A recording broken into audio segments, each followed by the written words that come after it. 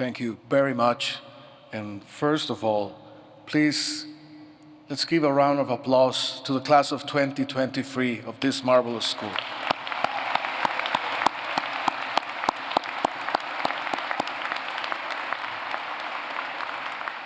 I want to thank Dean Michelle Williams for this invitation and all the community at the Harvard Chan School of Public Health. One of the best things I have done following the end of my term as president is to spend some time in this great and vibrant institution. Lately, when talking with members of the scientific and health community, particularly with young people, I often sense a mood of doubt and skepticism concerning the path that lies ahead. As they reflect on the COVID-19 pandemic, they are struck by the paradox that despite the best efforts of the brightest minds and hearts in science and healthcare, they still had to confront and navigate obstacles such as ignorance, greed, and other negative forces that hinder the fight against the disease. Many young people asked, how is it possible that even when offered with the simplest and most powerful solutions, such as washing your hands, wearing a mask, or getting vaccinated, some political leaders hesitated to follow the best science available to protect lives and instead choose to pursue other agendas? Considering that reality, can we remain hopeful about the path ahead of us? My categorical answer is yes. Tools such as science, knowledge, and service are not the ones failing us. Tools are but that, tools. The scientific method is so mighty, so capable of producing results that sometimes even resemble miracles. And yet, we tend to forget one of its finest qualities, its humility. In the process of constant verification and validation of the facts, the scientific method has built in its core the notion of doubt. And it has the humility to understand its own limitations.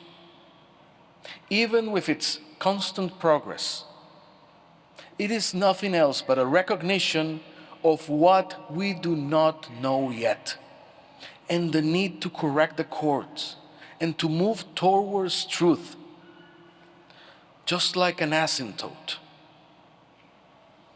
always getting closer but never reaching completeness. That is the tool, and the tool is not the one to be judged. The tool does not make the decisions. We, humans, do so.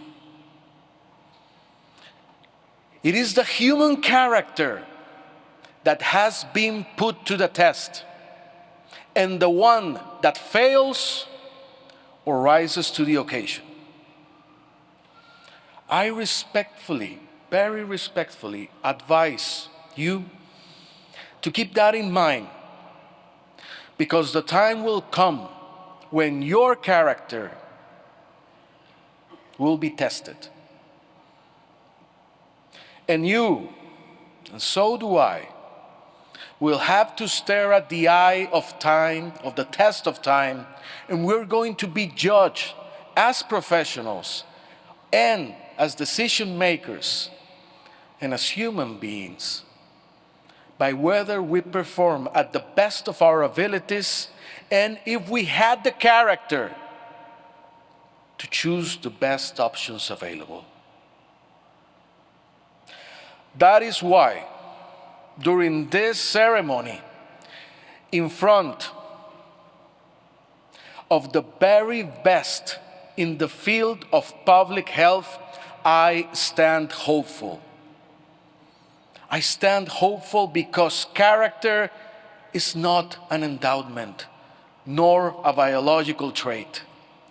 Character is not a resource that should be qualified as scarce. Character is a choice. During the pandemic and during the toughest moments of my life, the words of President Roosevelt, Franklin Delano Roosevelt, come to mind. A smooth sea never made skilled sailors.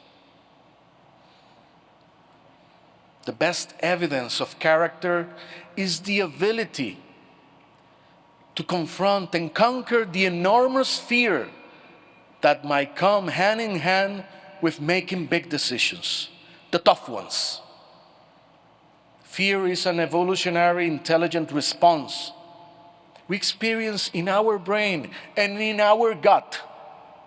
The organs wired with the most amount of neural material when facing significant risks. As such, fear can help us to make careful decisions, because you will not always be deciding between good and bad options. Those are not decisions.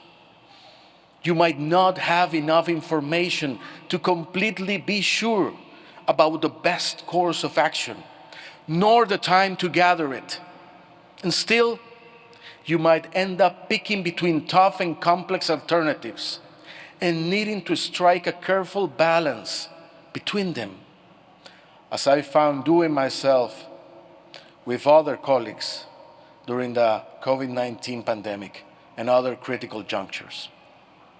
But make no mistake, at the end of the day, with all the risks, decisions must be taken. And to have the character to make the best informed decisions, the decision that fits the best public interest, the one that better protects the interest of this generation and the future generation, is at the end a matter of choice, a matter of liberty, freedom, a matter of character. Either you're willing to do it or you're not. And I stand here hopeful because I believe that you can make that choice. And you have already done it in your heart when you took the public health professional pathway. The other part of the equation is that to get the right answers, sometimes the key rests on asking the right questions. Sticking to the same sailor metaphor, coined this time by the philosopher Seneca, there is no favorable wind for the sailor who doesn't know where to go. And now, more than ever, we need to know where to go with the current world and its tough and changing winds. Recently, I read an anecdote that might have a clue. And the anecdote goes like this. A doctor worked tirelessly in a community hospital. And she worked around the clock trying to relieve the pain and solve her patients' illnesses. But every day the queues seemed to grow larger and larger. And one day, an older patient notices the doctor's fatigue and weariness because the lines were getting bigger. And upon reflection, the older patient said to the doctor, "Perhaps we are working on the wrong side of the queue." A new perspective for setting the course and riding the best wind is needed in many fields nowadays. Reality tends to come to our attention in fragments. We see heart disease. We observe the prevalence of obesity, depression, mental difficulties, or abuse of substances. We perceive those fragments, but we are not always connecting the dots to realize that modern lifestyles are not putting people's well-being in the center, and we are paying the price for it. Similarly, our planet, the Earth, is ill. And we are surpassing the planetary boundaries of what Earth can give. Part of the pedagogy for a better future is how to have a better life, learning to live with less, and less of the unnecessary stuff we tend to believe we need, but we really do not. Because when we think about our departure from this planet, at that moment there, we cannot take that stuff wherever is it we go. What we can take is our deeds, our experiences, and most particularly, our love. Then why not focus on that? And these are not romantic, nice-to-have notions. These are matters in today's world, literally of life and death. The Lancet just published last April on the Countdown South America report on health and climate change, and it shows that since the year 2000, the estimated number of heat-related deaths has increased continuously among people of over 65 in all the countries of South America. And it's also affecting the health and survival of children under the age of 1. This report estimated that the monetary value of the heat-related additional mortality of people over 65 years old in that region of the world is equivalent to the annual income of almost 500,000 local workers for that year. There is an immense intersection between climate change and public health. Decarbonization can be one key driver for improving the quality of the air around the world, for protecting the natural ecosystems that provides us with fresh drinkable water. Better public transportation improves the income and use of time of vulnerable households and improves the mental health of all the population. Food security and nutritious, healthy food literally improve the building blocks of our bodies. Here we see the interplay between two of the most threatening and prominent elements of climate change, namely that it impacts disproportionately those that are the most vulnerable, aggravating the already deep-seated inequalities and the high economic cost of doing nothing. That is why decarbonization is so necessary. In 2019, my country and my government pioneered this field by presenting the first comprehensive national decarbonization plan after the Paris Agreement of 2015. A plan to change the way we go about everything. And today, we are glad to see that similar efforts are taking hold and change in the right direction is happening. For example, in the United States with the Inflation Reduction Act. It is also good for sustainable growth. A study conducted by the Inter-American Development Bank, the RAND Corporation, and the University of Costa Rica concluded that our decarbonization plan will bring $41 billion in net benefits for our country between 2020 and 2050, with rural territories benefiting the most. And we are but a small economy of a GDP of around 64 billion US dollars. But decarbonization, as essential as it is for our planet's survival, also has its nuances and its difficulties. To this date, decarbonization is estimated to multiply by 4 the quantity of metals and minerals needed for batteries, electric vehicles, and other equipments. In the past, we have experienced the negative impacts of a world scrambling for spices first, then for silver and gold, or for oil, coal, and gas. So this time, we have no excuse to forge a world that repeats those mistakes from the past. Peace is a must condition of decarbonization and for the planet to survive.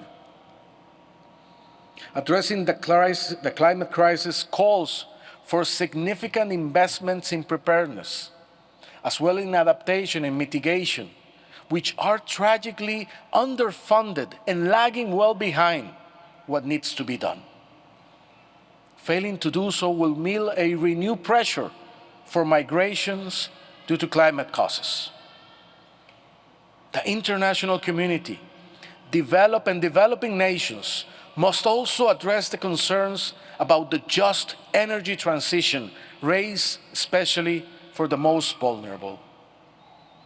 The decarbonization of the world and the economies, which means leaving behind the use of fossil fuels, should come with the diversification of the economies of those developing countries that heavily depend on the extraction and exports of fossil fuels.